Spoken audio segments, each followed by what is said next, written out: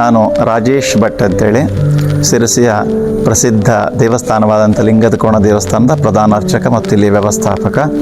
ನಾವು ಇಲ್ಲಿ ಈ ನವಗ್ರಹಗಳ ವೃಕ್ಷವನ್ನು ಮಾಡಿದ್ದೇವೆ ಮತ್ತು ಹೆಚ್ಚಿನದಾಗಿ ಇಲ್ಲಿ ಪಂಚವೃಕ್ಷಗಳ ಒಂದು ಸಮೂಹವನ್ನು ಈ ಒಂದು ದೇವಸ್ಥಾನದ ಆವರಣದಲ್ಲಿ ನಾವು ನೆಲೆಸಿದ್ದೇವೆ. ಇಲ್ಲಿ ಬಂದು ಮೊದಲನೇದಾಗಿ ಆಲದ ಮರ ಅಂಥೇಳಿ, ಈ ಪಂಚವೃಕ್ಷಗಳು ಅಂತಂದರೆ ಇದರ ತೊಗಟೆಯ ಕಷಾಯಗಳು ಚರ್ಮ ರೋಗಕ್ಕಿರ್ಬೋದು ಅಥವಾ ಇನ್ನಿತರ ಕೆಲವೊಂದಿಷ್ಟು ವ್ಯಾಧಿಗಳಿಗೆ ಅತ್ಯಂತ ಪ್ರಸಿದ್ಧ ಔಷಧವಾಗಿರ್ತದೆ. ಇದರಲ್ಲಿ ಮೊದಲನೇದಾಗಿ ಬಂದು ಆಲದ ಮರ. ಆಲದ ಮರದು ಕೂಡ ಹಾಲೆ ವೃಕ್ಷ ಆಗಿರ್ತದೆ. ಇದನ್ನು ನಾವು ಬೋನ್ಸಾಯಿ ರೂಪದಲ್ಲಿ ಸಣ್ಣ ಪಾಟಿನಲ್ಲಿ ದೊಡ್ಡ ಆಗದ ರೀತಿಯಲ್ಲಿ ಬೋನ್ಸಾಯಿ ರೀತಿಯಲ್ಲಿ ಬೆಳೆಸಿದ್ದೇವೆ. ಆಲದ ಮರದ ವಿಶಿಷ್ಟವೇನಂತಂದರೆ ಅದರಲ್ಲಿರ್ತಕ್ಕಂಥ ಹಾಲು, ಅಂದರೆ ಅದನ್ನು ಕಡಿದಾಗ ಅಥವಾ ಹೆಣೆಯನ್ನು ಒಂಚೂರು ಕಡಿದಾಗ ಅದರಲ್ಲೊಂದು ಜಾತಿಯ ಹಾಲು ಬರ್ತದೆ. ಆ ಹಾಲು ಅತ್ಯಂತ ಔಷಧೋಪಚಾರಗಳೆಲ್ಲ ಬಳಸ್ತಾರೆ.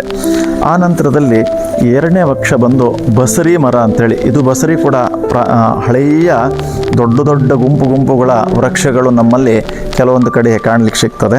ಇದಕ್ಕೆ ಬಸರಿ ಮರ ಅಂತ ಹೇಳ್ತಾರೆ. ಇದು ಕೂಡ ಹಾಲು ವೃಕ್ಷ ಅಂತೇಳಿ ಹೇಳ್ತೇವೆ. ಯಾಕೆಂತಂದರೆ ಅದರ ಹೆಣೆಯನ್ನು ಕಡಿದಾಗ ಅಥವಾ ಅದರ ಎಲೆಯನ್ನು ಕಟ್ ಮಾಡಿದಾಗ ಅದರಲ್ಲಿ ಒಂದು ರೀತಿಯ ಬಿಳಿದಾದಂಥ ಹಾಲು ಸುರಿಸ್ತಾ ಇರ್ತದೆ. ಆ ಹಾಲು ಅತ್ಯಂತ ಔಷಧ ವಸ್ತು ಆಗಿರ್ತದೆ. ಆ ನಂತರದಲ್ಲಿ ಅತ್ತಿ ವೃಕ್ಷ ಅಂಥೇಳಿ, ಇದು ಅತ್ತಿಯು ಕೂಡ ನಾನು ನಿನ್ನೆ ನಮ್ಮ ಒಂದು ಯೂಟ್ಯೂಬ್ ಚಾನಲಲ್ಲಿ ಹೇಳಿದ್ದೇನೆ. ಅದರ ಹಣ್ಣನ್ನು ಔಷಧೋಪಚಾರವಾಗಿ ಬಳಸ್ತಾರೆ. ಇದನ್ನು ಸಮೀದ ರೂಪದಲ್ಲೂ ಯಜ್ಞಗಳಿಗೆ ಬಳಸ್ತಾ ಇದ್ದಾರೆ. ಇದು ಅತ್ಯಂತ ಪ್ರಸಿದ್ಧವಾದಂಥ ವೃಕ್ಷ. ಆ ನಂತರದಲ್ಲಿ ಪಂಚವೃಕ್ಷಗಳಲ್ಲಿ ಅಶ್ವತ್ಥ ಮರನೂ ಒಂದು ಮುಖ್ಯವಾದಂಥ ವೃಕ್ಷ. ಅಶ್ವತ್ಥ ಗಿಡದ ವೃಕ್ಷವನ್ನು ಕಡಿದಾಗ ಕೂಡ ಅದರಲ್ಲಿ ಒಂದು ರೀತಿಯ ಹಾಲು ಬರ್ತದೆ. ಆ ಹಾಲು ಕೂಡ ಔಷಧವಾದಂಥ ವಸ್ತು.